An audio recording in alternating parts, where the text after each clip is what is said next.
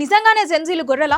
జెన్జీకి politics తెలీదు, reels చూస్తూ బ్రతికేస్తారు అని సర్టిఫికెట్లు ఇచ్చిన పాతకాలపు మేధావులారా, ఈ రోజు కాక్రోచ్ పార్టీ వెనుక ఉన్న యువతని చూసి మీకెందుకంత భయం పట్టుకుంది? ఇదంతా కొన్ని రోజుల డిజిటల్ అటెన్షన్ అని ఈజీగా తీసిపారేస్తున్నారు, కానీ మీ 5 ఏళ్ల పొలిటికల్ డ్రామా కంటే మా ఈ కొన్ని రోజుల డిజిటల్ అటెన్షన్ సిస్టమ్ ని ప్రశ్నిస్తారు అని ఒక వణుకు పుట్టిస్తుంది. మాకు సీరియస్ పాలిటిక్స్ తెలీదా? మార్పు వస్తుందని నమ్మి రాఘవ్ చెడ్డా లాంటి యువ నాయకులను నెత్తిన పెట్టుకున్నాం కదా, కానీ చివరికి ఏమైంది? వాళ్ళు కూడా వెళ్లి ఆ పాత సిస్టమ్ లోనే కలిసిపోయారు.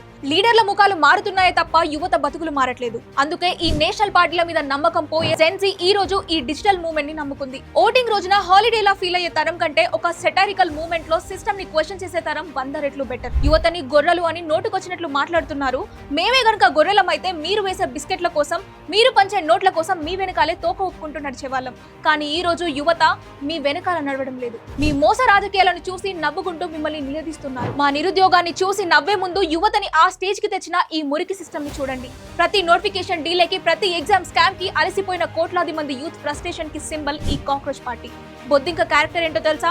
ఎంత పెద్ద విపత్తు వచ్చినా తట్టుకొని సర్వైవ్ అవుతుంది. మీ కుళ్ళిపోయిన వ్యవస్థ మమ్మల్ని ఎంత తొక్కేయాలని చూసినా ఆ సిస్టమ్ ని చీల్చుకొని నిలబడే సర్వైవల్ ఇన్స్టింక్ట్ మాకుంది. బయట మైకుల ముందు బూతులు తిట్టుకుంటూ తెర వెనుక మాత్రం ఐక్యరాజ్య సమితిలా కలిసిపోయే మీ నేషనల్ పార్టీలా మాకు డెవలప్మెంట్ గురించి చెప్పేది.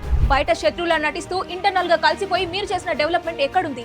జాబ్లెస్ గ్రోత్ తప్ప దేశానికి మీరు ఇచ్చిందేంటి? మీరు అంతర్గతంగా కలిసి సిస్టమ్ ని మోసం చేస్తుంటే మేము డిజిటల్ స్క్రీన్ల మీద చేతులు కలిపి ఆ సిస్టమ్ ని బ్రేక్ చేస్తున్నాం. చేతిలో స్మార్ట్ ఫోన్, బుర్రలో ఆలోచన ఉన్న యువతను గొర్రెలు అనుకుంటే అంతకంటే మూర్ఖత్వం లేదు. జెన్జీ ప్రశ్నించే తత్వంలో ముందడుగు వేసింది. ఇకనైనా మారండి, లేదంటే మీ ఆనవాళ్ళు కూడా లేకుండా పోతాయేమో. జాగ్రత్త.